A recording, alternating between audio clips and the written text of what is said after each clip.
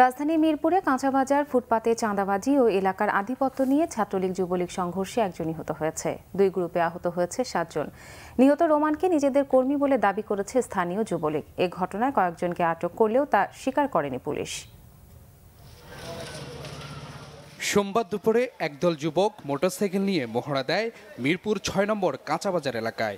অন্য গ্রুপটি তাদের ধাওয়া দিলে বাধে সংঘর্ষ।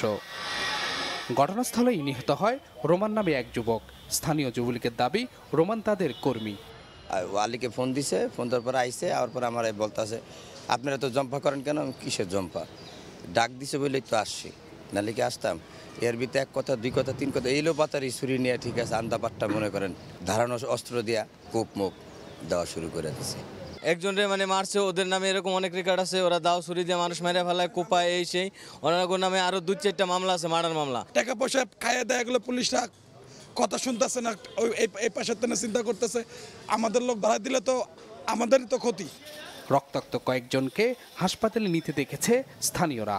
কাঁচা বাজারের আবার ওর সাথে সাইফুল নামের এক ছেলে আজকে আবার ডেকে আনছে, যেটা ওরা ওই কাঁচা বাজারের টাকা পয়সা উঠাইতো ওর সাথে আর কি, টাকা পয়সা উঠাইতো আর কি, সরকার আদর্শ বিদ্যা নিকেতনের পিছনে যে বাজারে আর কি। অবশ্যই বিচার চাই, কারণ এই যে এই একটা বাচ্চা ছোট, এই বাচ্চাটা নিয়ে এখন কোথায় যাবে? তার তো বা নাই, মাও নাই।